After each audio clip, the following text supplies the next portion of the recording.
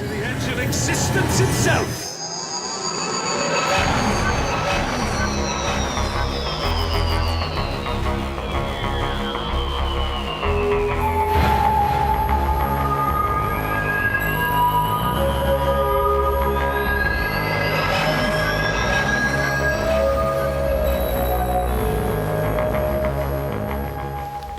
Hello YouTube and welcome to yet another Doctor Who review.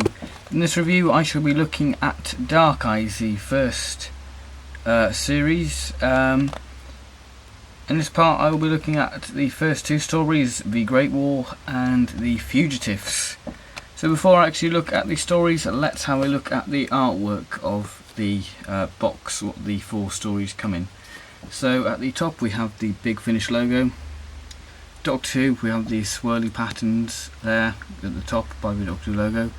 We have someone's dark eyes, which I'm not going to reveal, with the swirly things inside again. Then we have Paul McGann in his new outfit, which I believe this is the first ever bit of merchandise to include this, because I believe the costumes revealed at either a New Zealand or Australia convention called the Armageddon Factor back in 2010, and then Big Finish thought, hang on, that's a pretty good costume, and it represents the change of the 8th Doctor, because this follows on from Series 4 of Lucy Miller Adventures, and something bad happens to the Doctor in Series 4, and I'm not going to say what it is because it will just spoil Series 4. Not that I've listened to the final two stories from Series 4, but I think it's pretty easy to guess what happened in that. Then we have the new companion, Molly. Then we have Cottress. Oh no, I think it's a... I'm just trying to think. It's got a character thing in the booklet. I think it's Cottress or something like that.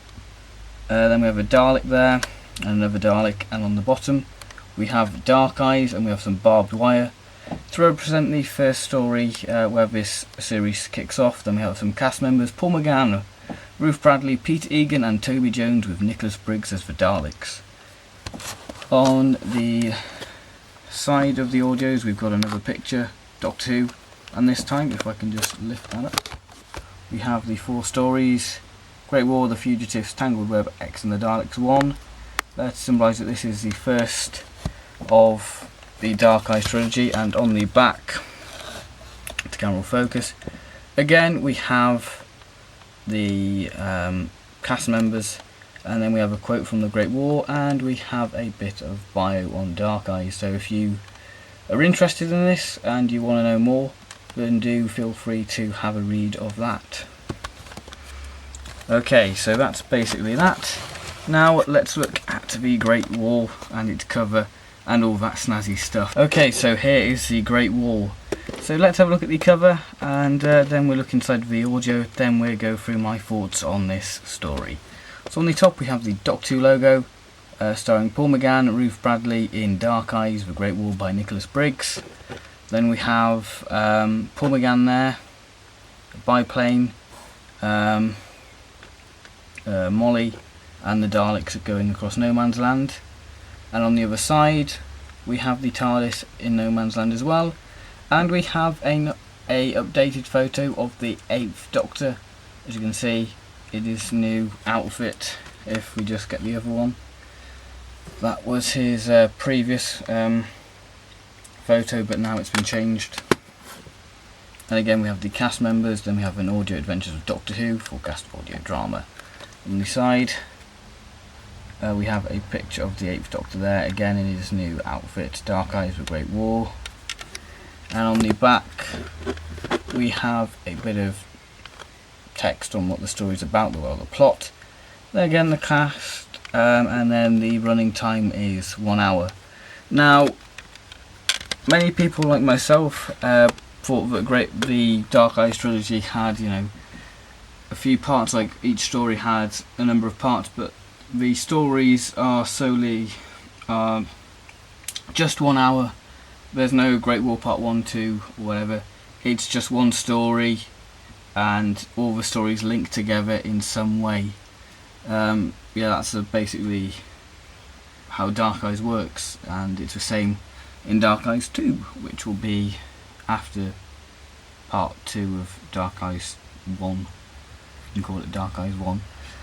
But yeah, let's look inside the cover because the booklet is rather fiddly to get out. So there we have the cover, what doubled up as a booklet, and we have this really good photo of Paul McGann in No Man's Land, and I wish I got Dark Eyes before I actually met Paul McGann, because I would have asked him to sign this because it's just brilliant.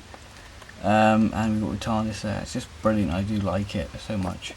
And then we have the 4 main characters there with a bit of text on what, the characters. So we have the 8th Doctor, Molly O'Sullivan, Straxus and Cottress. I'm not going to say anything about these two because in X and the Daleks there's a major plot twist in that, and I'm not going to say what it is in that. So that's basically the booklet. As you can see, they're rather thin, about all the booklets are spaced out to make one massive booklet in a way. So the disc has these lovely purple sort of spirals, you can see there. And behind the disc we have other 8th Doctor adventures, such as the Lucy Miller series, so series 1, 2, 3 and 4. That's basically the audio itself. Now let's look at my thoughts on this audio. Okay, so what are my thoughts on the first part of the Dark Eyes trilogy, The Great War? The Great War is very much laying the foundation for the Dark Eyes series. It introduces Molly O'Sullivan, played by Ruth Bradley. Her and the Doctor have an instant chemistry. Now the story itself is fantastic, with its rather dark start with the Doctor basically looking for hope after he has lost practically everything, and he is searching for hope. He is offered hope by Straxus in a girl called Molly. Big Finish yet again have done an excellent job in creating an audio landscape, with the TARDIS fighting the Doctor's command, and also the Doctor wandering across No Man's Land with the various shells and the mud and the puddles. And of course the final few scenes on the train. My overall thoughts on this story are this is an excellent story to kickstart the series off with its mysteries, what make you listen on. If that doesn't make you listen on, then the cliffhanger certainly will. So, as I've said, The Great War is a fantastic story to start the Dark Eyes trilogy. So yeah, this is The Great War. Now let's look at the second story, The Fugitives. Okay, so here is the second story of the Dark Eyes trilogy, which is The Fugitive. So let's have a look at the cover. So at the top we have classic Doctors, new adventures, then we have the Daleks on their hover sort of pads, and then we have Baker Street there, and then we have Paul McGann and Molly in a dynamic pose, and on the other side of the cover we have Dunkirk. On this side again we have the Paul McGann saying Dark Eyes Fugitives by Nicholas Briggs. Again the same old cast, full cast audio drama. On the spine we have a picture of the 8th Doctor, Doctor Who, Dark Eyes Fugitives. On the back we have a bit of bio on the story, so you know what you're gonna get. Again, the story is 1 hour long, and that's basically the cover. A pretty exciting cover.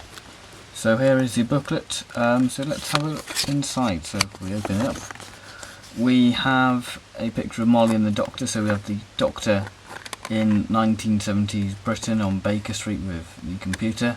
Then we have Molly on her first alien planet, because this is the first time Molly goes to an alien planet, which is really nice to see, and I'll go into it in more detail.